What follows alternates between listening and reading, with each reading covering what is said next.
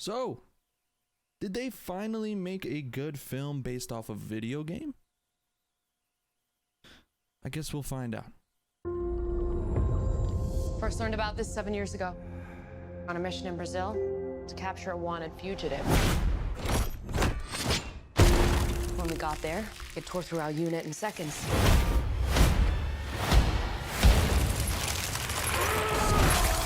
The target had superhuman abilities.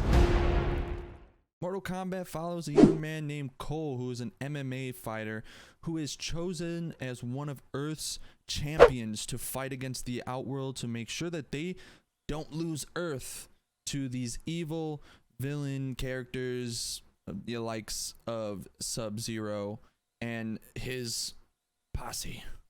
Yeah, so I mean, I'm just gonna stick with that synopsis because it's Mortal Kombat. That's what it is. And if you don't know what Mortal Kombat is, then I think that synopsis is good enough. But what do I think? Do I think this was finally a good adaptation, video game adaptation, or film adaptation of a video?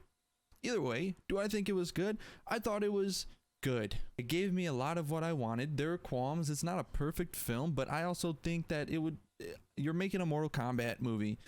Be really hard to make a perfect film, especially since I don't think there's probably any big name writer or director out there that's just clawing at the chance to be able to come up with a Mortal Kombat film. And so, you get what you got and then you work with that. What I really like with this film is I think Sub-Zero was great. So this is played by an actor named Joe Taslim. He comes in this and plays Sub-Zero, and he does a really good job. And I think a big part of it is also the effects. I mean, the effects are nuts for Sub-Zero. You can really tell in this film that they dedicated most of their graphic designing team to Scorpion and Sub-Zero for when they were on there. And it almost feels like a lot of the choreo that they did was dedicated to those two as well, even more so than the main character Cole, but I'll get into that later. We also have Scorpion. He's played by Hiroyuki Sanada. I think both of them did really, really well, even though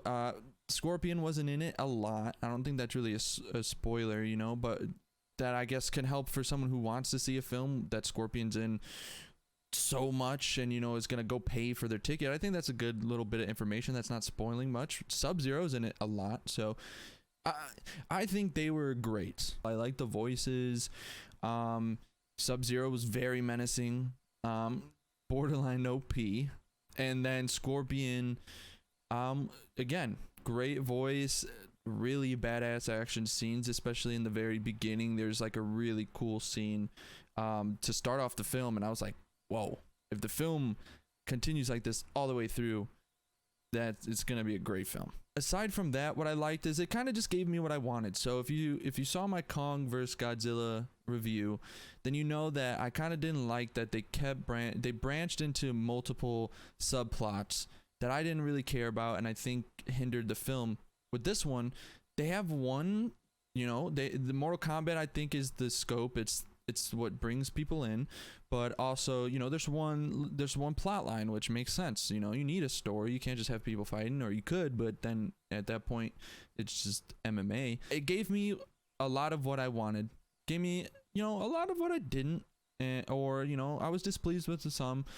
But for a video game adaptation, and especially compared to other adaptations we've had just in the past for other video game films, including the original Mortal Kombat, I thought it was good. I'll go over Kano's character, who I think is kind of he just talks a little too much, and I think this is just something that happens in film a lot when you have that one character that's like always cracking jokes, but just he's like that annoying character. He's not like he's like a douchebag, but he's always talking. I think sometimes they go overboard with it and you talk a little too much. I know the point of it is to be like, shut up, and for you to not really like that character, but it gets a little too annoying for film. Like you can make someone come off as annoying and just displeasing without having to constantly have them like ruin a scene or a moment because he's just talking all the time. And some of the times it was funny, but some of the times it was just like,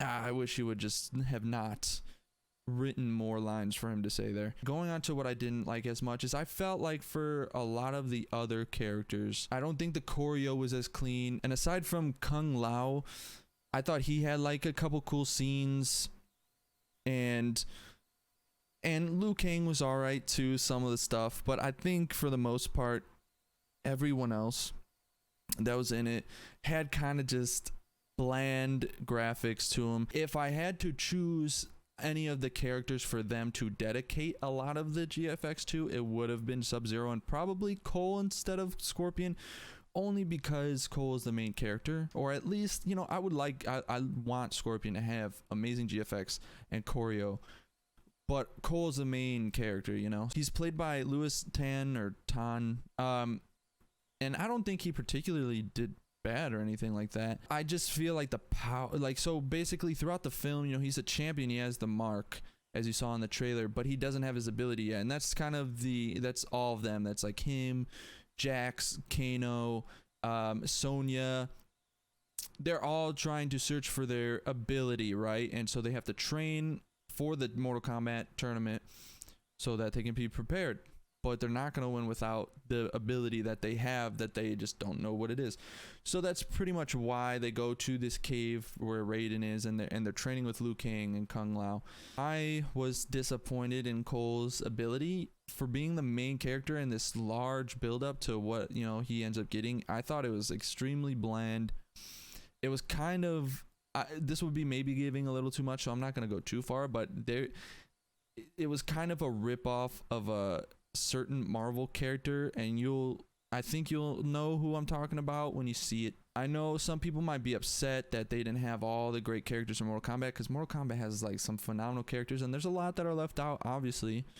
And there may be some characters in here that you think like, why are they taking up time in this film when someone else has been way more relevant, or they're just like a lot cooler. Even though like I agree with that sentiment, I just think that it's clear that they're setting up a sequel, and apparently they want a trilogy, and it would make absolutely no sense if they came out with the first film and killed off all these relevant characters and had all these badass characters from Mortal Kombat, and now they really don't have much left, or they're left with having to come up with other creative characters for the films. I think it's cool if they created like a couple more really dope characters for the films that then you know, if they're fan favorites, they could put in the games. That would be really, really solid. In my opinion, if these films at least stay good and fun, just like Fast, you know, I don't watch Fast and Furious, I'm not a big fan of them, but like this could be my Fast and Furious guilty pleasures. They're not phenomenal films, but there's parts about them that are really cool, and like the graphics and the choreo for the fight scenes. This could go on for like a long time. There's so many characters, there's so many backstories that you could tell. So I think this could be a really, really fun franchise. I think this was a solid start to a potentially large franchise or long-lasting franchise. Again, they have to do it well, and as long as they pull in good money and everything, I'm sure they'll continue making them. With that being said, you know, let's get into my rating for the film, which for this one I'm going to give a 6.7. I enjoyed it a little more than average, but I didn't love the film. You know, it's not a 7. It's not something that I'll probably go back to, maybe. But I will definitely look out for a sequel. I will definitely go see a sequel if they make one. Definitely go ahead and leave a like, a subscription, turn on the notification bell if you like, just so you know when I come out with new reviews or new content. But other than that, I'm just gonna go ahead and say have a nice